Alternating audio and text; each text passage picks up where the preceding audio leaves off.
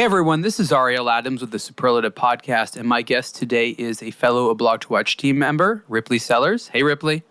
Hey, how's it going? I think this is the second show that you've done on Superlative, but today rather than have a conversation about strictly you and me, we're going to have a conversation of you and me through the lens of Casio gadget watches. So what's the context here? Let's discuss that a little bit, because we have this set of about 50 watches from Casio's 50-year history. So that's, I think, an important thing. This year in 2024, the Casio wristwatch is 50 years old. The original was the Casiotron, and I'm wearing right now the reissue watch, which came out as a limited edition of 4,000 pieces, which we laugh. That's pretty high limited edition.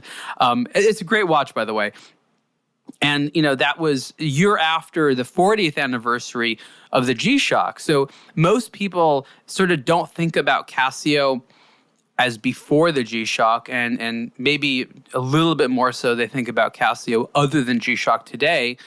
But between me writing the G-Shock book and looking through this archive collection and everything that we do, we've become kind of amateur Casio historians. But really just over the last several days with this these archive watches, I've just learned a lot more. Did you just learn a lot more about Casio too?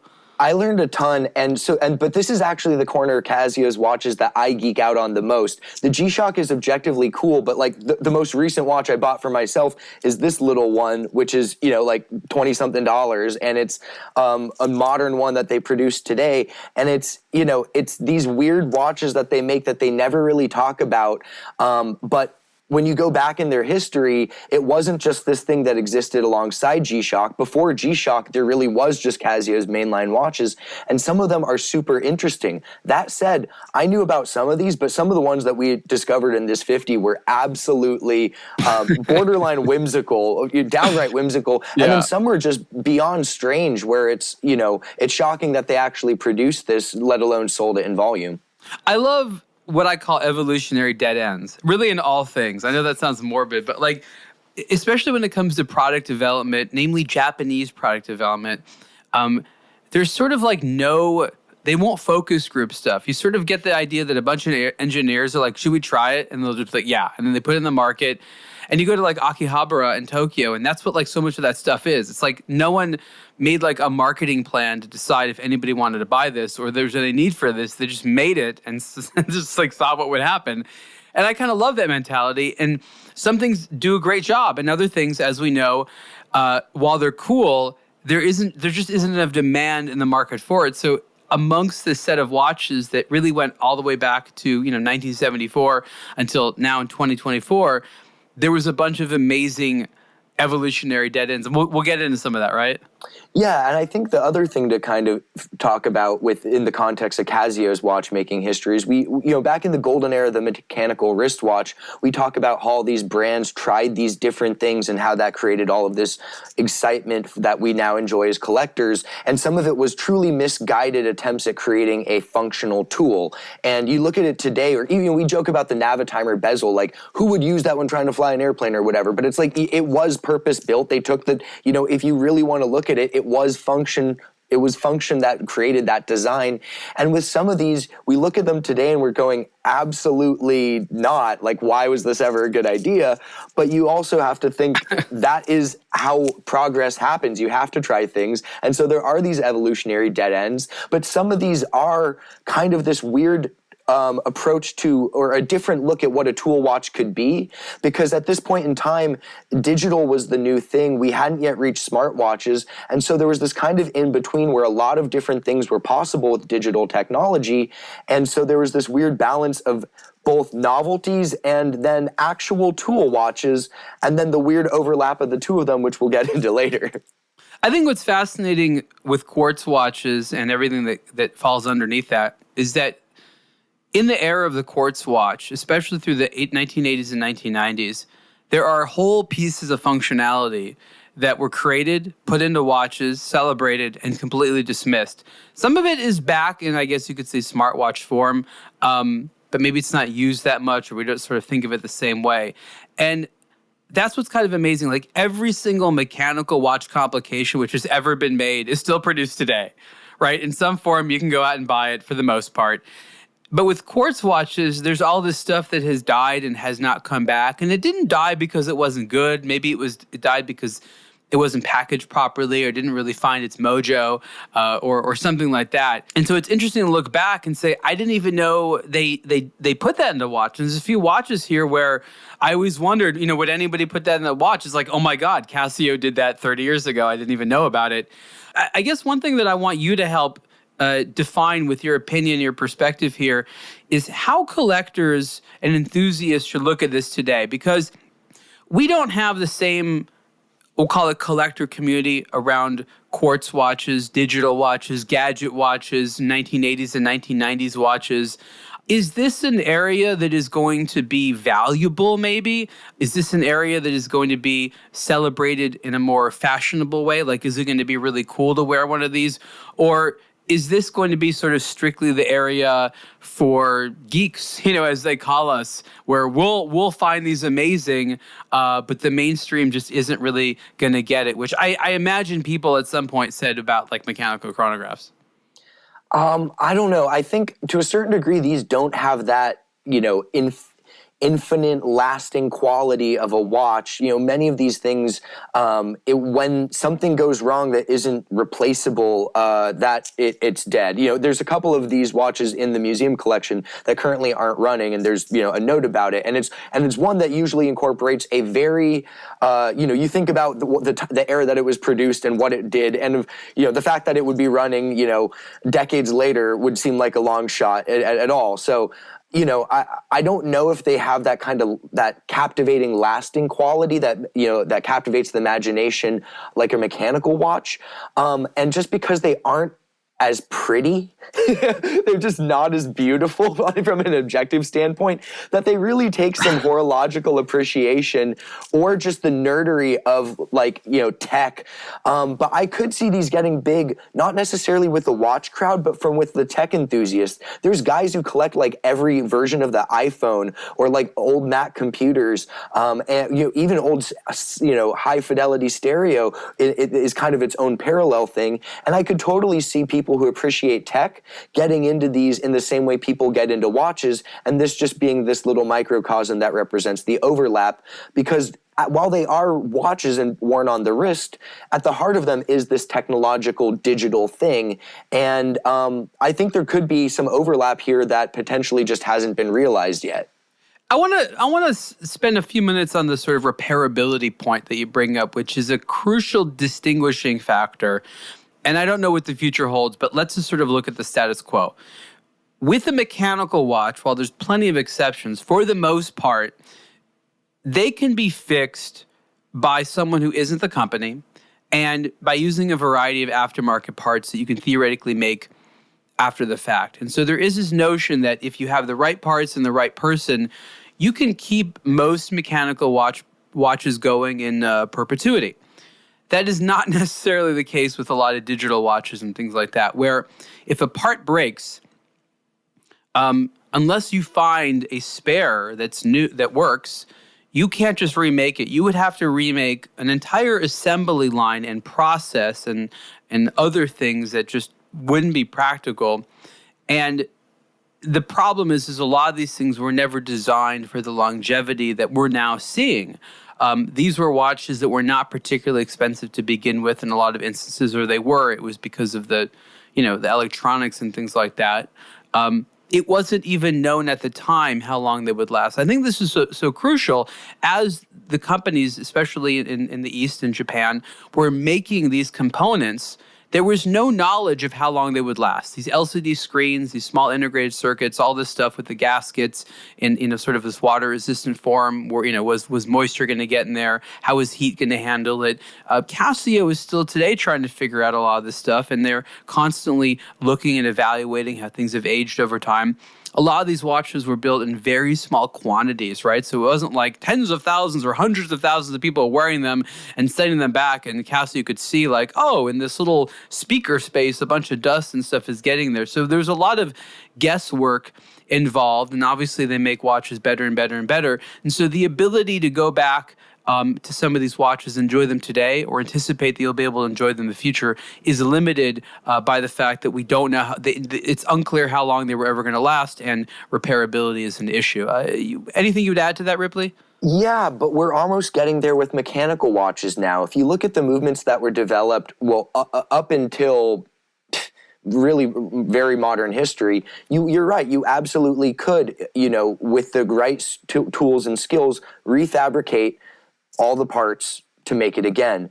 But now we're getting to some of these really, really proprietary types of parts that use proprietary materials that are reliant on multi-million-dollar machines. And when you get into, certain components used in Rolex and Grand Seiko watches that use UV-LIGA as the process for manufacturing, this is not something a watchmaker can cut on a lathe. Period. This isn't something that you could reproduce with $1 million. The machines required to make this are so vast, you might have a better time fabricating a chip to fix one of these digital watches. And so it's sort of interesting that the watch community often fixates and almost fetishizes this proprietary nature, this in-house, this and that, this super, super advanced technology. But what it's often sort of detracting from is that perpetual nature of this could be something that could live on in infinity using for for someone's foreseeable future if properly maintained, and then for the next generation using technology that already exists, continue to maintain it. So it's sort of interesting how we've come full circle again, and yet the watches that we're producing today are just super advanced mechanical equivalents. They don't really do all that much different stuff. As you mentioned, all the complications that we're making were still produced today. But some of these are doing something truly novel that, for better or for worse, doesn't exist today, but it could be fun to do it again. I want to say that some of these watches, and this is where some of the caveats come in, can be purchased today still at a relatively low expense, even though there's some of their vintage ones. A lot of them were designed that they can still work today, right? We're not talking about old quartz watches with batteries and things like that don't exist anymore. So most of these products have batteries or solar charging technologies, which means that they can still operate today, and they're not so expensive that if something breaks, your heart would be broken. But I think you need to sort of go into it knowing that sometimes even the case material, right? Some Casio watches, the case material literally disintegrates. Again, it's just, and others are great. It's a learning process because there's really no way of aging these things. I guess the last thing I want to talk about before we get into the watches themselves, because there's some really cool ones to point out, has to do with the two different ways of looking at these watches, especially the Casiotron, which started it all in 1974 with its fancy calendar function, which was very innovative at the time. And that is sort of the end as well as the beginning. And this really represented the end of the hegemony of the analog mechanical watch, or the analog watch. The 1980s was, I think, arguably dominated by the digital watch in a huge way into the 90s as well. And it also represented the beginning of this new era of affordable, incredibly precise technology. It's easy just to call it a watch, but you have to, like with the Casiotron or any digital LCD watch, you had incredible precision and accuracy at your fingertips, stuff that would have, just a few years before required expensive equipment, specialized equipment. You could do like super power engineer stuff. And that was like a game changer for a lot of people, or it felt really good. It felt really modern. Like you were just an average person. And now just going throughout your day or doing your sports, you had like the precision that was really only reserved for like serious scientific or industrial or whatever use just a couple years before. So there was this era of like, what are these watches going to allow us to do? All these functionality came from this extremely rapid evolutionary period. I mean, we look at this every single year. Casio is coming out with crazy stuff. Sometimes multiple times a year, they were just coming out with just insane things. Up to just a few years ago, they were just pumping out, fresh technology, crazy. They still do. And so I guess the question for you is how do you think is the best way to look at these watches? Is the end of one era or maybe the beginning of another? I mean, It could be both. I think it really comes down to where the brand wants to take it. We talk certain models they still produce today, whether they've revived or it's just become a mainstay. The F91W, which is probably the most common watch in the world. And, if we want to talk about functionality, Casio kind of won. That watch is dirt cheap, ultra functional, beyond practical. And in mechanical watch terms, it's a grand complication. So like it's got a chronograph, an alarm, it's a minute repeater at that point, perpetual calendar. You know what I mean? So like you're talking about, it's got this high level of functionality, and now you can buy it for like a double less than the price of lunch. So is it the end of one era or the start of another? For some, it's never really left, and it's sort of become this other thing that I feel like could be nurtured into the start of something else. While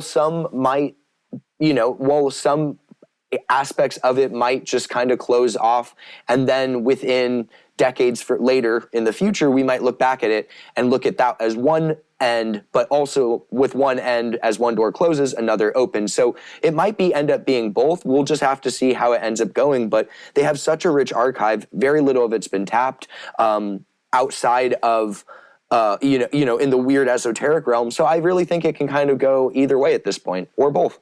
I'll say this, as a collector, for me personally, and this is not a viewpoint shared by all collectors, maybe it's just my life growing up with these watches first and then later discovering analog and mechanical watches. But what these watches do for me is they help me temper how impressed I am with certain mechanical watches. And I found that I am not at all impressed by certain things that a bunch of other people are impressed by, like a perpetual calendar mechanical watch. A lot of people insanely impressed by this, but I know that your most basic digital watch not only has this functionality, but improves upon this functionality in such a better way that it's so hard for me to sit around a table and just agree that a perpetual calendar is an amazing thing. I do agree that mechanical watches are more beautiful, have much more romance, stuff like that. But when it comes to being impressed at their performance or what they can do or things like that, growing up in the gadget watch era, it's so hard for me to be at all impressed about mechanical watch performance ever when this stuff was not only developed after that, but is, from a cost perspective, just so freaking cheap. What do you think about that? 100%. I mean, you think about a perpetual calendar that's one of the holy grails of complications in mechanical watchmaking, and it is baked into literally every single digital watch on the planet. Yeah. Like the Casiotron with its calendar function, this isn't even like a new a thing in digital watches. And so it is hard to be impressed with the functionality per se of modern mechanical watches. And, we talk about depth ratings. You can make a hydro-modded digital watch where it's basically crush-proof because it's a solid structure filled with oil. So, there's with the prospects of what is possible with it is totally different. And therefore, the things we have to look for and appreciate about them is different. So before we get into it, I kind of wanted to ask you, what do you look for in these? Like, how do you appreciate these? This isn't a gold perpetual calendar where some guy in the mountains has slaved hundreds of hours engraving it or making 100,000 components that chime. This is a totally different beast. So how do you assess these? What do you look for? And then what about them excites you? What makes a cool one of these versus a one? It's a very good point, and a lot of it's going to be subjective and up to how you respond to the design. That's what I find is interesting. Some of these are insanely complicated looking. Some of them are beguilingly simple. Some of them are colorful and wild. Some of them are just like monochromatic. You have big ones, you have little ones, you have ones that do a lot of things, you have ones that do very little things. And I find appeal in a lot of the variety here. So I think the first thing to do is just be very honest with yourself and ask yourself, what do you value? What do you like? These were all not created equally. Some of them were serious, tools, and they were made as such with like metal parts on them. Some of them were just meant to be low-priced consumer products with resin cases, thin resin straps, not really a big deal. I look for technology that you could never do with a mechanical watch, right? Because they were very excited at the time to come out with a new feature. Like, this was the era of the gadget watch. This was a company that was all about combining things, making things more convenient, making things smaller. So anytime that they could effectively do this and add some new tool, they rarely invented a tool. Usually the process was, let's make an existing piece of functionality on a watch better, or add something into a watch that no one believed you could put into a watch, or that used to be too big, or something like that. And that's literally some of our favorite stuff is like, we're like, no one wanted this to be part of a watch, but they made it part of a watch. And then they moved on. They never made another one. They're like, well, we did that. That's our job, is to put every new technology in a watch. That's what Casio stands for, right? And there's a lot of watches like that. It's like they just felt like someone's going to put it into a watch. Everyone's looking at us. We have to do it, guys, right? Okay, let's do it and move on immediately after that. A watch I'm thinking about, and this sort of smack dab in the middle of the history, in 2000, they came out with really ridiculous looking timepiece. Actually, multiple ones this year, but the one I'm thinking about is the MP3 player watch. So it's a wristwatch with an MP3 player. And it's got everything from the music controls and the heart, the memory inside of it. Later watches you could use to control the music functions on your phone, but no, this was the music player. It had a headphone jack and some very strange levels of customization here. I don't remember how much this thing cost at the time. I'm sure it wasn't cheap. The thing is very unsexy looking. We don't know. I mean, this reminds me of the Seiko like portable TV thing watch, where like it was just a watch with the whole receiver and all that. And actually, we did a whole article on that that a little bit before. But who would have been into this thing? Oh, this is so much less sexy than even that Seiko. This thing is absurd. The fact that the headphone jack is detachable from the side of the case, like they knew it was so large with this thing on it that like you had to be able to remove it if you didn't want your headphones attached. It's so ridiculous. But you also think like, what was going on at 2000? MP3 players that was the cutting edge stuff, like think about, that was like peak iPod era, like not iPhone era, like iPod era, that was like going into that whole, we're talking like what was the pre-iPod, like Rio, Carbons, Zunes, Microsoft Zune, you know what I mean? Like MP3 was super hot. So to put it in a watch makes perfect sense. But, clearly the technology wasn't able to be miniaturized enough to make it a sexy timepiece. So the WMP-1 from 2000 is, yes, it's the world's first MP3 watch, but I would love to see someone like out jogging at like, at the park today wearing one of these. Was there a world second, third, and fourth is what I want to know. Because many of these things there were not. So I made my own because I didn't know this existed. If I knew this existed in college, I would have totally done this. But I took the watch I ran in, and I took one of those super little iPod like shuffle things, the ones that had like no controls. The Nano or whatever it's called. Yeah, clipped it on and just ran the headphones up here. And I was running shirtless. I didn't have anything to clip it on. It made total sense. I basically made one of these in like 2012, and that's I could have just gotten a Casio in 2000. Yeah, I mean, it's in the same year. So that watch was the WMP-1 MP3 audio player wristwatch, and it's not good looking, but it's so ridiculous you might think it's cool. The problem is it's big. It's really pushing the limits of miniaturization. I'm glad they didn't do it with the mini disc. Remember the mini disc that Japan was all about? It would have been the same size. It would have been about the same size. The same year, they also came out with the WQV-1, which was the wrist camera. Now this was we joke this is kind of a pervy device, but it's got a fancier screen, right? So it's a little bit more resolution because it's got to be a digital camera screen, and the camera sort of points forward, like not towards you. Which would, I guess that made sense because they were like, well, the person doesn't just want to take selfies, right? But if this was like came out like a decade later, the camera would have been facing the wearer, right? Like, oh yeah, 100%. Like this is such an interesting watch because again, like they could, so they did. And then 1 year later, literally 1 year later, they came out with the color version of it. So, in 2000, the WQV-1, fast forward to 2001, you get the WQV-10D, and then it's color. So I'm sure that everyone who bought the first black and white one saying, I've got the first camera one, comes out with color, 1 year later, and it just absolutely rained on their parade. But this is emblematic of a time before the selfie. The prospect of someone wanting a camera to face themselves would be preposterous. There was no video chat. And there's no way you could do it with this watch. It's actually impossible. Oh, it's the only way you couldn't. It's on the absolute sides. I think what we learned from this era was that these very low resolution digital cameras were just useless, right? Because you needed so much light in such right conditions for a halfway decent camera. And there was basically a little pinhole camera.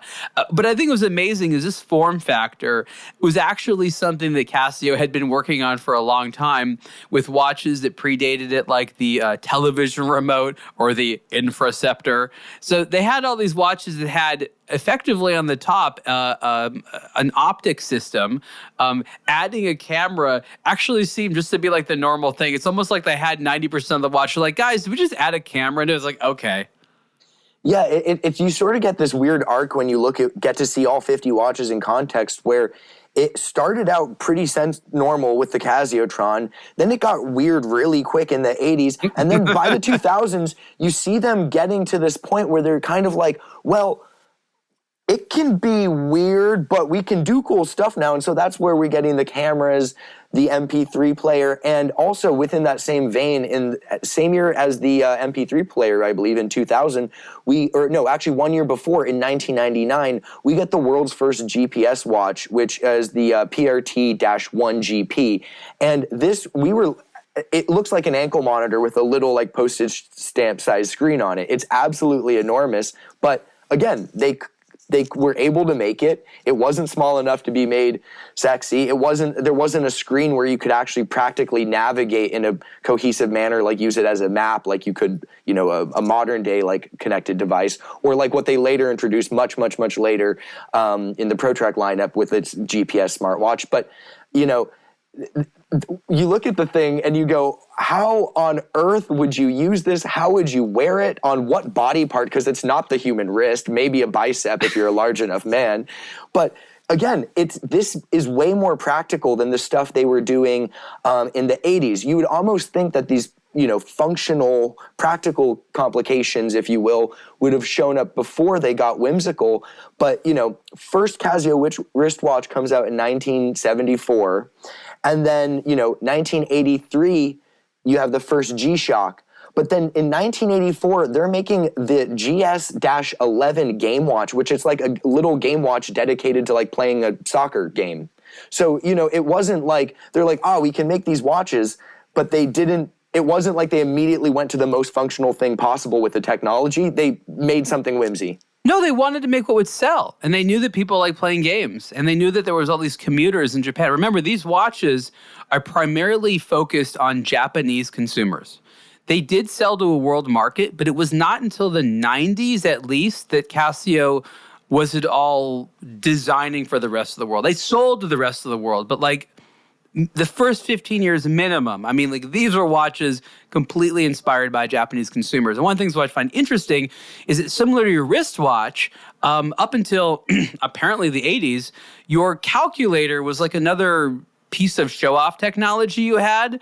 So I imagine this whole stratification of calculators from the cheap disposable ones to the really fancy ones. And Casio, and it's not just Casio, it's also Seiko in Japan, were just so obsessed with building calculator functionality. Now, it made sense because essentially the watch is a modified calculator that tells the time and does calculations for the calendar. So from the beginning, the digital watch is essentially a modified calendar. Calculator. But to go in and add the calculator functionality, and Casio did it in a lot of ways and continues to make calculator watches today. I think they may be the only one of the companies that still does.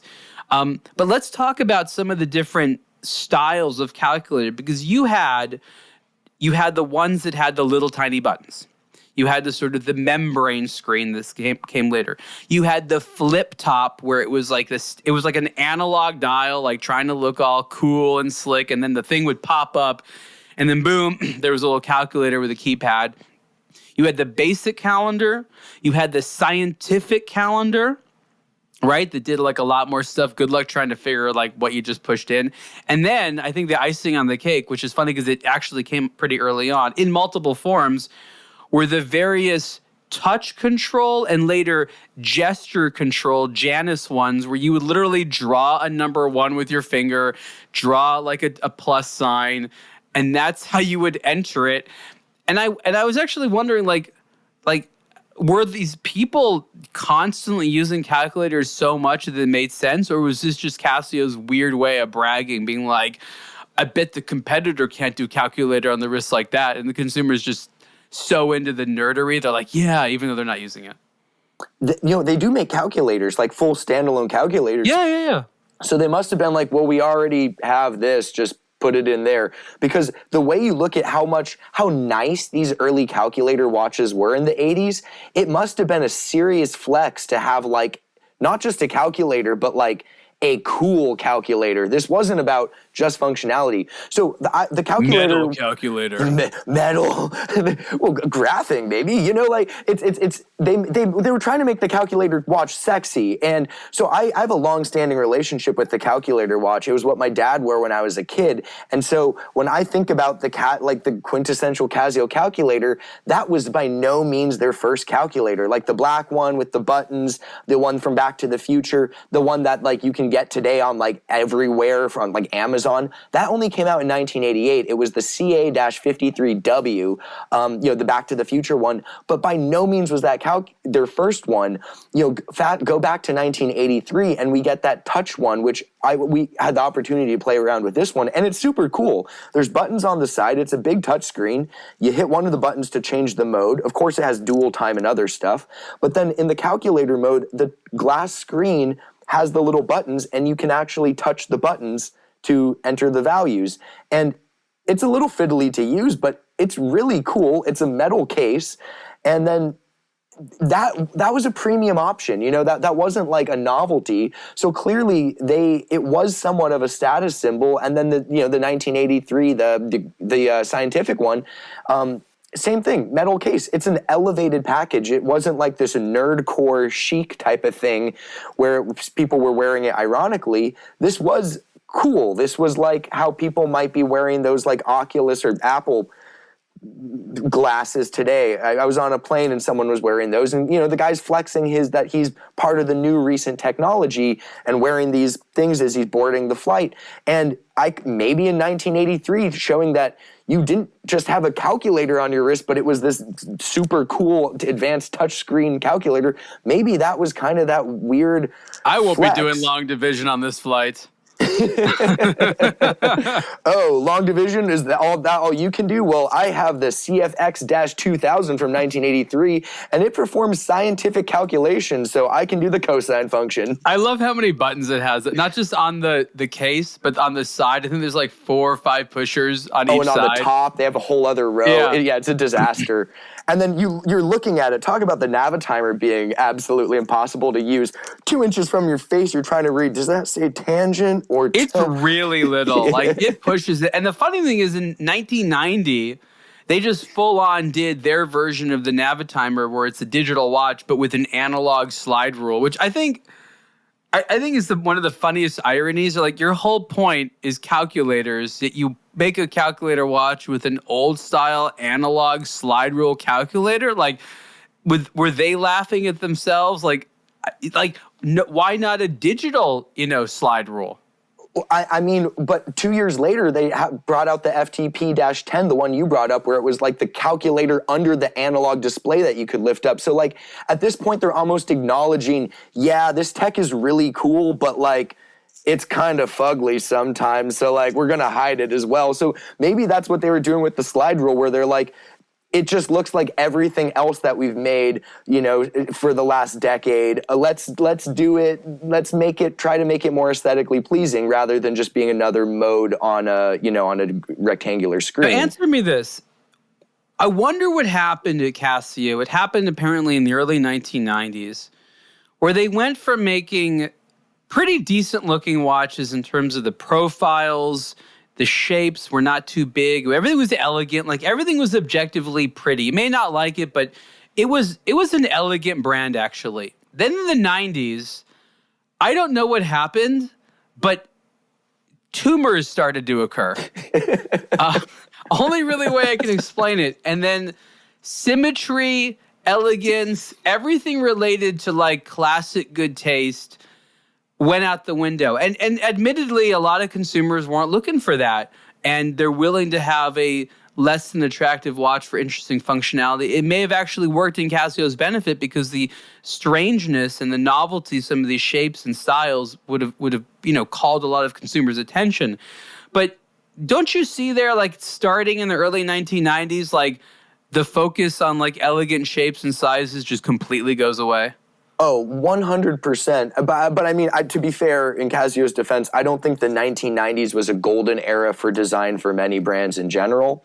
I don't think any watch brand would champion the 90s as like, this was our best decade in terms of pretty stuff. So I think that follows suit with Casio, but you're 100% correct. We talk about the Casio calculator watch, like the one we all think of from Back to the Future in '88. It's just a rectangle. It looks functional, but it's not asymmetric. It's not unwearable. I have a couple of these. I like them quite a bit. 1992, we get the wrist remote where you can change the TV, the CMD40, so you can change the TV with your watch. And it is like the Jurassic Park version of the calculator. It has the same profile, but then there's this whole bulge on the other side. It's like 4 times as thick. You get this RoboCop looking, thing so you can actually send the signal. And then that just got beyond blown out by the middle part. It's like 13-year-old boy was the most advanced consumer they were designing for. And maybe that was it. Maybe it was. And also, to be fair, some of the sensors that they were, or like, I guess it's a sensor. Some of the sensors that they were pulling out in the 90s were tangibly more advanced than what they were doing prior. So, maybe they had the perfect example. 1987, the JP100W, it was the first pulse check watch, so it had a little sensor you could put your finger on it. It wasn't a super pretty piece, but that, at least, it's a sensor in direct contact with your skin. 1994, we get the TSR-110, and it's a thermoscanner. So a similar concept, it is measuring the temperature of something. This looks like that new Hamilton Dune watch, like digital work, super asymmetric, this flashlight-looking thing on the far right side. But the purpose of that was it was a far more advanced scanner. You were able to measure surface temperature remotely from your wrist rather than having to put your finger on the thing to track your pulse. So maybe it was out of necessity that they had this larger thing they had to house, and because it wasn't going to be pretty anyway, they're like, well, why not make it yellow and purple and green and put red bits on it and, design it for the 13-year-old boy inside all of us. I mean, look, I think 1994, this is one of my favorites. We've been nerding out of this. I mean, we might spend 10 minutes talking about this watch. This is the JG100 Interceptor Tower Master game watch. Now, when we first looked at this, we kept asking ourselves, what game does this control? Because it's supposed to be a watch for games. It's like a controller, and it has an infrared beam that allows it to speak to a device. And it turned out there was no other game system. These just spoke to one another. So the idea is that you and some of your buddies would have these, and I don't know what the later plans were, but there was one game which might be called Tower Master. Or no, it was worse. It was It was Dungeons and Demons. Not to be confused with Dungeons and Dragons. It was Dungeons and Demons. Dungeons and Demons. And I don't know why that wasn't even built into it, because it was like the one game you could play. And so this watch, it had a bunch of stuff. This was like a stack of things. It was the normal watch. It had all the functionality, but then it was also like the TV remote and the the game, the Tower Master. So you look at this watch, and it had like the normal indicators of the time and date, but then there'd be like a bow and arrow symbol. or like a sword or some random stuff like that. A lot of it is in Japanese. I went online a little bit to look at some of the packaging.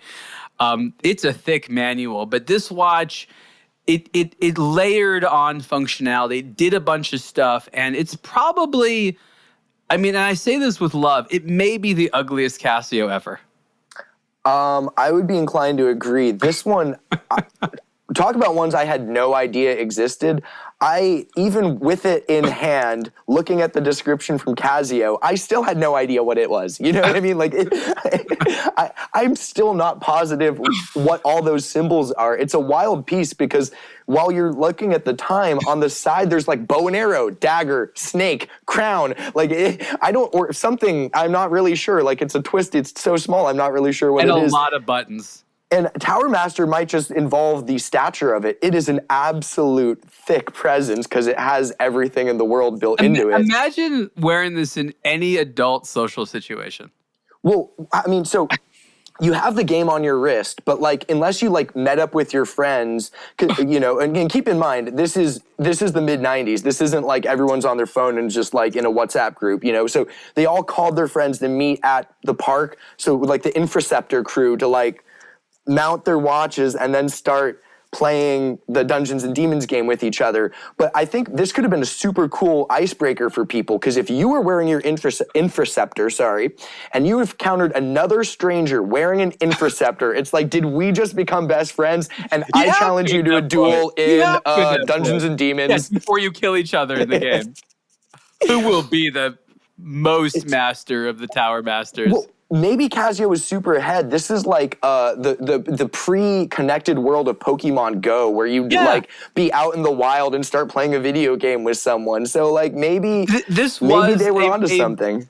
Maybe it wasn't a massive multiplayer game, but it was a multiplayer remote game. I mean, you're absolutely right. A lot of this stuff was ahead of its time. Do you recall how many people it let you play? Because we looked it up, and it was like way more than like 2. It was like not. It would have been really hectic. It was like 8, maybe. I think. Yeah, it was. Like, and the watches did not sell in pairs or anything like that. It was one at a time. You had to get your friend to also buy it. And again, these are not designed for anyone above the age of 13 to think is cool. Who has this money? I just imagine this cabal of youngsters just trying to con their parents into getting all of them Infraceptors and trying to explain other functionality for this expensive tool, such as controlling televisions. Well, I just want to see that on the kids' Christmas list that year, where it's like, son, you want a what? It's a Casio JG100 Infraceptor Tower Master game watch. It's like, okay, but imagine this. Part of what Casio likes to do is to increase the quality or to increase the functionality of things they've done before, right? They like to improve. And starting in the 80s, as we said, they've come out with game watches. Now, these were single player, extremely basic. Remember those Tiger toys from the 80s and 90s some people used to play? Way more basic than that. And so by the time it got to the mid-90s and there was like stuff like the Game Boy and all these things around, maybe they're like, we used to make game watches, let's make a better game watch. And then, again, as they do, a bunch of their engineers sat in isolation with a bunch of sugary soft drinks and invented this over a weekend. I mean, it's very possible, but like alongside this, 1 year later, they made the actual practical watch. So, you know, alongside it, they kind of had this strange identity crisis, because that same year we had the thermo scanner I mentioned. Then we've got this Infraceptor, which I'm not quite sure who's buying this. And then 1 year later, they make the first Pro Trek with the triple sensor. And yeah, it's got tumors. It's got plenty of them. It's got probably 3 of them for each one of its sensors. And the re-release, the 1995 A168, which is essentially one of their first elegantifications, where they take that look of the 70s ones and they try to marry it with whatever the most advanced Casio is of the day. It introduces the Illuminator, which is a sort of nice evenly lit back screen. I think maybe the answer is just a result of different teams. And most watch brands we think of today do not operate with different design teams. It's like one design team coming out with the new Rolex and Breitling watches. But at least in this era, maybe you'll agree, this is different design teams doing stuff at Casio.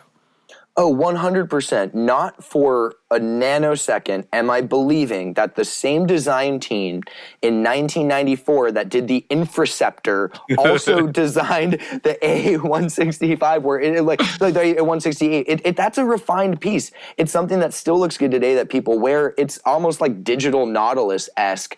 But that wasn't the same man unless you have some crazy Dr. Jekyll and Mr. Hyde thing where he has too much coffee and he turns back into a 13-year-old child just drawing his id. But like, it must have been different design teams, and that would be the only way to do this, because to a certain degree, you kind of needed specialists to create some of these. There was integration of, these sensors and stuff.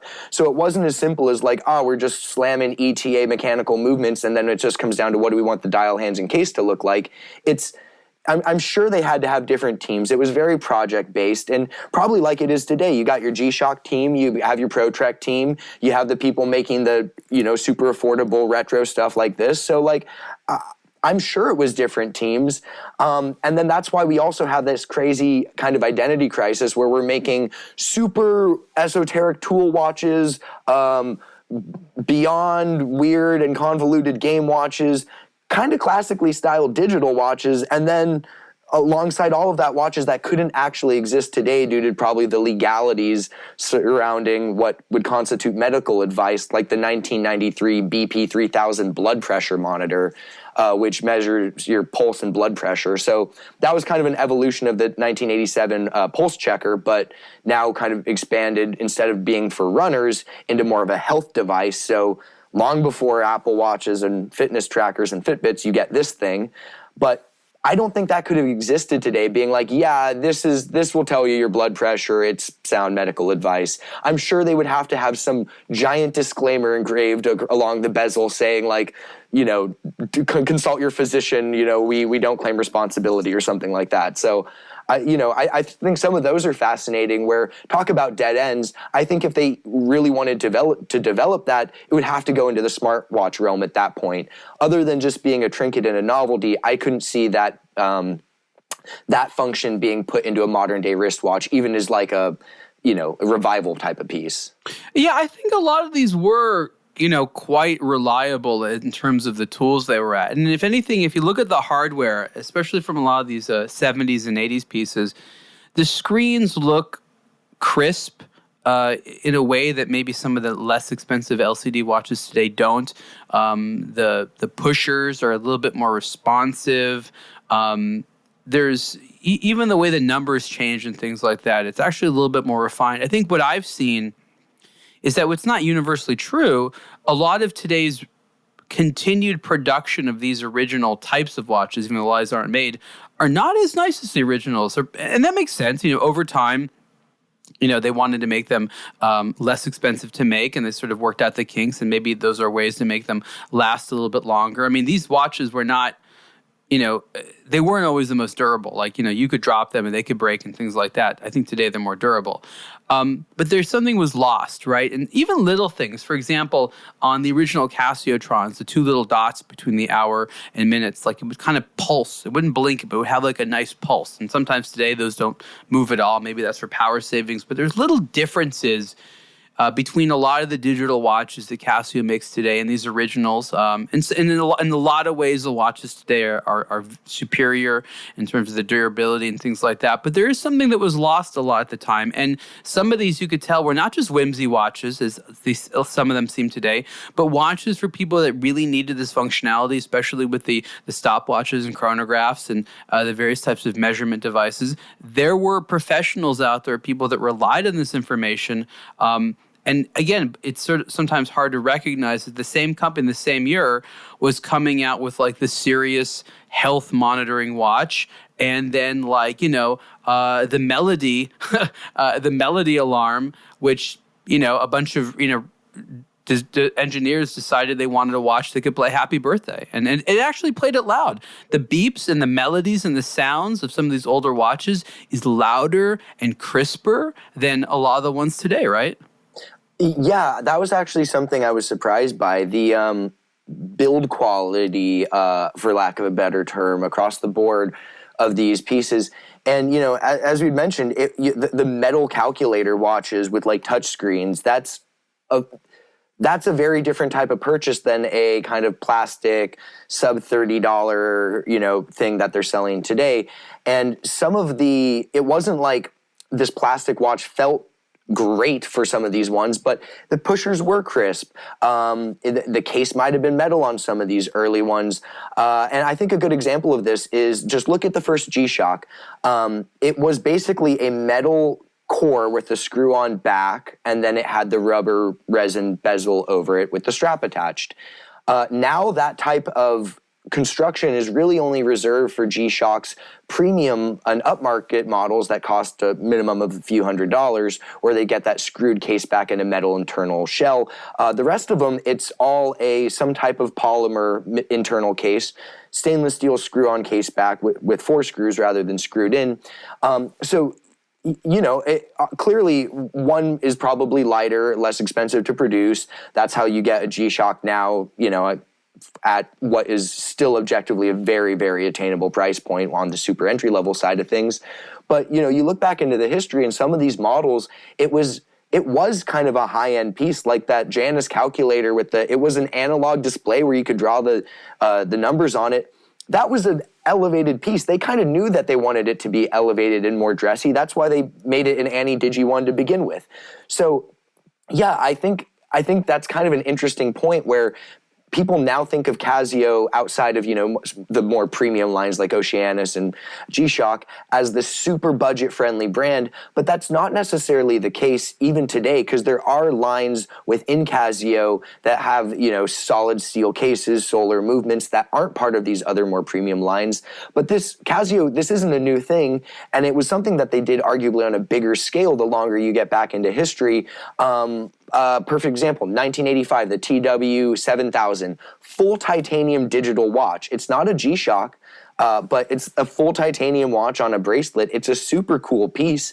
But, that doesn't feel like a cheap watch in any type of capacity. It's light because it's titanium, but they put a lot of care and quality into that piece. And that wasn't a low-end watch in any type of capacity. It was meant to be a very practical, forward-thinking watch because it was digital in the 80s, but the quality was there 100%. I want to talk about displays for a minute, because one of the things I've always admired Casio for is completely changing up displays all the time, not really being married to any one look. Obviously, there's certain information you expect to see on the dial of a lot of them, which is, the time and the date, of course, the seconds. And into the modern era, where they've mixed, and that's what's interesting about this. There's very few watches which are analog digital, which really defined a big era for Casio, was combining analog and digital, and then they sort of moved to a lot more analog today, actually, especially with the higher end G-Shocks. But what are you learning about them through the evolution of their displays? Because especially into the 90s and the 2000s, they started to change certain things in the displays. But what they've always done, which I think is fascinating, is not all the displays, but there's often an analog element, right? Like they like having little charts. They like having little pies that fill up. They like having it's like just having analog digital. Ana-Digi displays with letters and numerals just doesn't seem to be enough for them, or even the ways that they stack things. I don't know. Just any thoughts about Casio and its displays? Oh, 100%. And I think it sort of mirrors how digital watches as a whole were regarded among the public. When the tech was new and novel, a lot of Casio's displays very much put the digital nature front and center. It looked like a box with letters and numbers in it. Think of the first G-Shock, think of the Casiotron.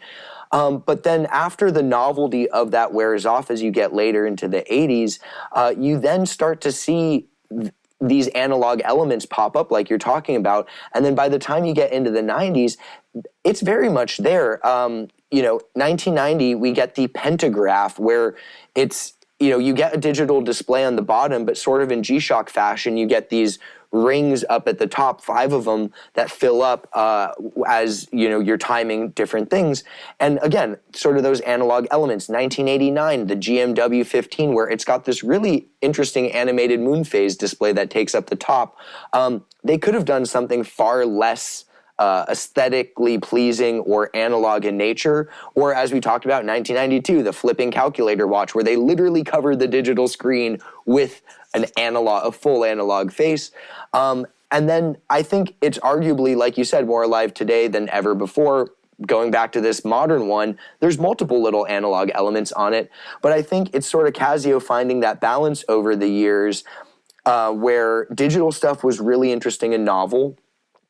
Then it became sort of common, so they had to find a new way of expressing the digital stuff. And then we see them kind of lean back into it again once the gadgets got really involved, like with the GPS watch and the MP3 player. There's less analog elements on those, although the one exception is the 1997, this might be my favorite Casio watch of all time. It's the 1997, the JG310. It's called the CyberMax, and you were supposed to put it on your wrist and it would measure the speed and power of your punches. I gotta say something. I looked at that, and as is the case with some of these, I was quite impressed with the packaging. So when we think about Casio packaging today, it's simple, it's to the point, but it's like an instrument. Some of this stuff, there you go. Some of this stuff, at least historically, was very, very different. And the JG310, the CyberMax, was one of those. And if you look at these, they came almost packaged like a toy, like an action figure. Well, and it is a toy. I mean, it is a toy. Okay, so I mean, regardless of your age, assuming you weren't a full-grown man, if you were handed this watch and someone told you put it on your wrist and it tracks the speed and power of your punches, you're playing with that. You're not like using this for like scientific data necessarily. If you're a 13-year-old kid, you're hitting your friend and saying, that wasn't that hard, it told me so, Like, it's a toy. So it makes sense that it would be almost marketed as such, because even the adult who's buying it, I feel like there is a novelty thing. And you look at its colorway, it's white with these blue elements. It doesn't have this kind of 90s tech, grays, blacks, silvers vibe. It looks more lighthearted and sporty. And clearly this was, we're bringing a little bit of novelty into it. This doesn't seem like a totally utilitarian device. I mean, do you agree with me on that? Or do you think that they were actually marketing this as like a proper sports tool? No, I guess I'm just trying to compare it to today, because the problem today is that every watch that comes out has to have a serious reason. And there's plenty of playful watches, but it's almost like they have to like be street fashion playful. Whereas up until the 90s, you could literally have a watch that told the time that was effectively a toy, that you could sort of wear as an adult. That may have not been the case too much out of Japan. And I'm trying to wonder what really changed. Maybe it was pricing. Maybe it was the huge introduction of luxury groups that at the time in the sort of late 90s was really not really able to be seen. But we know that Casio would have a lot of issues coming out with this today. And a lot of it is, I can see themselves thinking like, oh, we don't know how to get the luxury watch retailer to take these seriously, or we don't know how to get the luxury media to like think about this. There's like sort of an added seriousness. Now, Casio maybe succumbs to that less than others, but I just feel like a lot of these wouldn't get made today because there's this expectation by the public that every watch has to be like super beautiful and high end and some type of prestige and some type of classy. And, I mean, like if you're going to like apply these to like the classy police, like most of these are going to jail. Agreed. I think they have shied away from this where it's no longer a toy. I was thinking of the fishing timer that I reviewed for the site, where that's pretty much a novelty. You can be in a parking lot in a landlocked state and it'll say it's a great time to fish because it has nothing to do with your GPS location.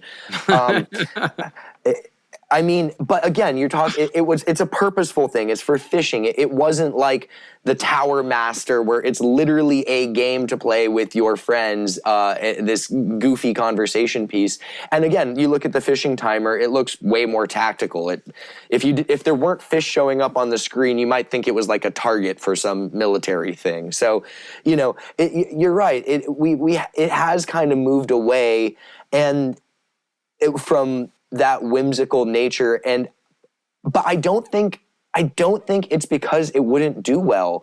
I mean, obviously, I struggle to explain the Infraceptor Tower Master, so good luck to Casio's marketing team trying to, market that one to the people. But I think if they remarketed like a TV remote or made it, maybe Bluetooth equipped so you could actually do more than adjust an ancient television with it, or I think that would resonate with people, not just on kind of an interesting nostalgic level, but we're so jaded with the thing that can do everything, like our phones can sync to so many things that's not impressive anymore, really. It's kind of cool when one thing does one thing, well or not, but when people like tool watches because they were purpose built to do a specific function. Is an iPhone amazing? 100%, but it's not quite as exciting because it can kind of do everything. And that's why people still enjoy cameras or things that are supposed to do one specific thing. They might not need the extra abilities of a camera, but they still enjoy shooting on it because it's dedicated to this one task. And if they're into that one task, this is all about that one task. They don't want to be taking photos and get notifications, so they don't want to use their phone. They get a camera. And so I think Casio might be afraid to make some of these watches again, but I think if the price point was reasonable enough, I think there's enough people that might resonate with it because these are inherently cool items. And, a guy can have a whole box of perpetual calendars, but he still can't change the television. So, We've talked about almost an hour already, and we could honestly talk another hour about these things. It's such an incredible topic. But I want to talk a little bit about Casio in the era of the smartwatch, what they've done, what they continue to do, and really how that's going to change things for them. We know that they've made smartwatches, and right now they don't. In 2016, they came out with their first full Android Wear smartwatch, which has a review on aBlogtoWatch, and they've come out with a few since then.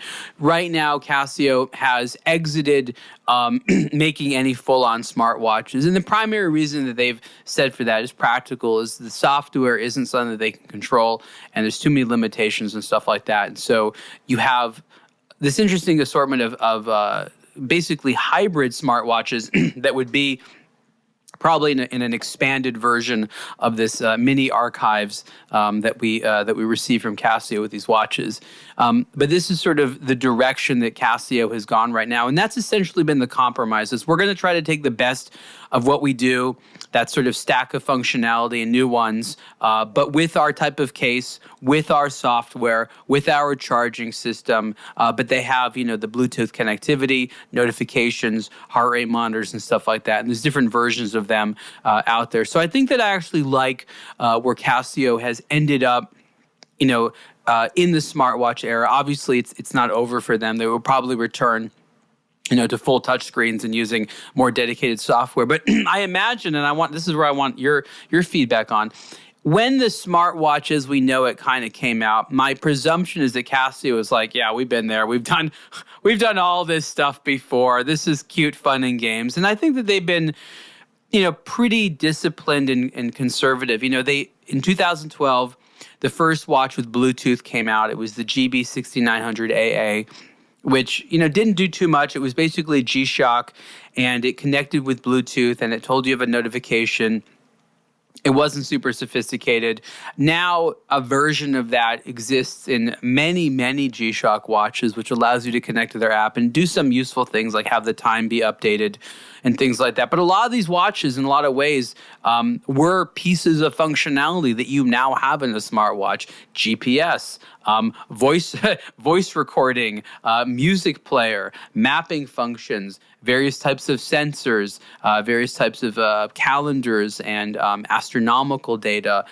There's just so many different types of things that Casio has experimented with over the years that are now in smartwatches. So they can easily say, like, I told you so, somebody wanted this.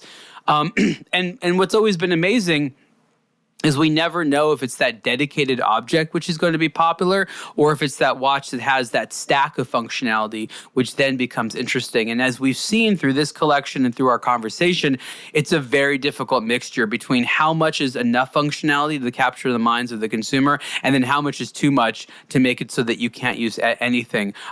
So what are your thoughts about Casio and the era of the smartwatch, what they've done right, and what's interesting, and maybe what you think they should do next? I also like where they've ended up. I feel like with a smartwatch, it's a little bit too far for a lot of people as far as the amount of integration that it requires as far as how it links to your phone. I was just having a conversation with a friend of mine who's not a watch enthusiast, but he's a doctor and he wears an Apple Watch, but it's so tight, it's so much like a phone, and it does so much that it's a little bit, you have to want that experience. And it's not like I have a G-Shock that tracks my steps, or I love the Bluetooth stuff that they do. I think it's genius because one of the only things that was difficult about the standard G-Shock is if you didn't have one of the basic models, it was kind of a difficult thing to configure the world times, or you're in a different city and okay, I have to switch it over. What is this 3-city code for where in Europe I am right now? Is this the time zone? None of that's a thing anymore. It's like the most recent G-Shock. It's the octagon shaped one, the 2100 series, but it's solar and Bluetooth. So unlike a smartwatch, you're not charging it, which is a big thing for people. So I think already G-Shock is sort of doing something a little bit different. And then, you land in a new city, you don't need to know what the city coder is. You can go, you can sync it to your phone, and when your phone updates, it does it to your watch. You can configure the world time settings from it. So I think it's this really nice medium where it's not too much, it's not requiring too much integration, it's not demanding your attention as far as notifications, every email, every Slack message, all throwing in your face all at once. But it's still, some of the more advanced models that we've reviewed for the site, it can be a very competent fitness tracker. Some of the, the Pro Trek series with, triple sensors, if you only needed a compass or something, that works. You didn't need email, 5 games, your passport, a camera, all of that stuff. So I think I kind of like where they've ended up too, where a lot of the, it's been incremental. They've dropped some things, they've carried it along, but they're sort of carving out this interesting area for themselves where it's not a smartwatch. It's not for the person who wants that Apple Watch that they're going to be charging every single day and it can do everything. What they've kind of created is a watch for that person who wants the tech, who wants the creature comforts, who wants the perfect timekeeping, who doesn't want to have to memorize a convoluted process of holding and pressing buttons. But it's still a watch. And then if you look at some of the MRG pieces where it's a very nice watch with high levels of finishing, with a fully analog display, but it's inherently modern and it still has Bluetooth. And so that's the person who gets a multi-$1,000 MRG with a fully analog display. They're not getting that because they wanted a mechanical watch. And they're not getting that because they wanted a smartwatch. It's a very much its own thing. It's for the person who wants a highly executed product that is able to sort of exist in these two realms and draw from both. And I personally love that for them. But it is its own thing. If it doesn't appeal to you and you want the mechanical perpetual calendar, you're never going to understand why this is cool until you actually reach that point on your own. But it's a really, really interesting thing that they're doing. But it really is something that you kind of have to discover for yourself and understand why it's cool, because it's got 500 parts, or it's not made out of gold. You have to sort of appreciate it because it's not one thing and it's not the superlative of any one category. It's this interesting overlap of all of them where it's a thoroughly modern wristwatch and it's not a smartwatch. So I think it's really interesting. But you have more experience with some of their high level tight integration pieces. I wear a Garmin when I want a smartwatch. I wear a G-Shock when I want a competent digital watch that isn't a smartwatch. But you as someone who's tried some of the more advanced models, do you think it is in this in-between area like I feel it is? Or do you think that this is going to be drawing people from either side as a replacement for their either mechanic or more traditional watches or their fully connected, devices? It's a good question. It's hard to say because there's so few people that really rely on this type of smartwatch functionality from what we'll call a professional perspective, right? Because it used to be you could be like, well, we'll just see what the soldiers are doing or the athletes, they're the ones that really test these things. But these days, it's really unclear how much you need of any of these products. So it's difficult to say, is it a halfway watch? Does it really do all the things that people need to do? I guess what I've also noticed is the smartwatch market is fragmented. It might not be equally fragmented, meaning like a large part of the market is owned by Apple, but that's really because of the connection to the iPhone. There's still this large number of people out there that don't have that phone or have something else. And so what I like about Casio's thing is it doesn't seem to be like the product you get because you have a specific phone. It's the product you get that kind of works with any of them and is really more about the watch experience. And so the people that want a reliable watch that theoretically can work without the software and is sort of like phone ambiguous and is mostly about the watch, a Casio is a very reliable experience, whereas people that are more interested in being connected to the software and the functionality of the phone, there might be another thing. And I've worn a lot of these things. I'm telling you, there's really no clear winner. The Casio ones tend to look cooler. So there's that. But I think Casio is very cognizant that they need to continue to remain relevant. So even though we've seen that many of their watches are going to have the Bluetooth functionality, I would expect even more possible features in the future that are smart related. I do think they'll come out with more of their own software. Right now it's kind of amazing. It's like we talked about. One year they came out with the black and white wrist camera, and the next one's color. Like their own software for these hybrid watches is pretty rudimentary. It's low power, so it's not fancy graphics, very low resolution and not color. But eventually, I think that Casio is going to stick with this. We're going to do our own software, and their stuff's going to get funner and funner and funner. It's going to be higher resolution. There's going to be color screens. So now we're really excited about these monochromatic things, but I think that they're going to be able to get a better software experience. And that's what I want to see. I want to see them taking the whimsy and the fun that they were able to do in the 80s and the 90s in a hardware form, and now turn it into software form where they have crazy screens. Because that's something that we've seen. Like, no matter how powerful a company Garmin is, they can't make like a super fun dial that everyone likes to save their life, right? Like, best case scenario, it's strictly functional. And so there's such a big open-ended world of, I don't even know, there's got to be a name for it, but like info data screens, user interfaces, for smartwatches. It's more than just watch dials and screens. It's really related to disseminating information in an interesting way. Casio has so much more experience than others, and I would like to see them take some of what they know into a more software world and make like cool dials and things like that, which really allow you to not only make fun of interesting design, but to present the data, correctly. Because that's what people see is if you have too much functionality buried into something, no one's going to use it. So Casio's ability to take the huge amount of data, which is now available to everyone all the time, and package it in a way which seems fun and relevant, maybe that's part of the next era. And we'll see. I don't know. We've gone a little overboard in this conversation, but obviously we're very passionate about it. Ripley, thank you so much for chatting with me about we looked at this archive. There's no specific name for it. It's we're just calling it the part of Casio's archive from their 50 years of watches.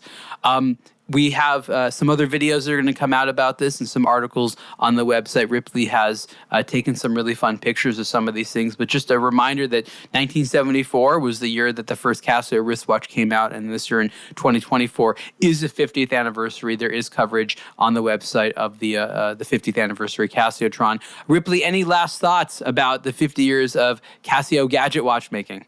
Yeah, just to kind of close, I think one of the things that really stands out when you look at it collectively is that if you were wearing one of these watches, the thing that really kind of sets it apart from the smartwatches or from these, and that kind of ties it back to old mechanical watches, is you hear people say, I wear a dive watch because I like to dive and it reminds me of diving and it tells other people that I like to dive.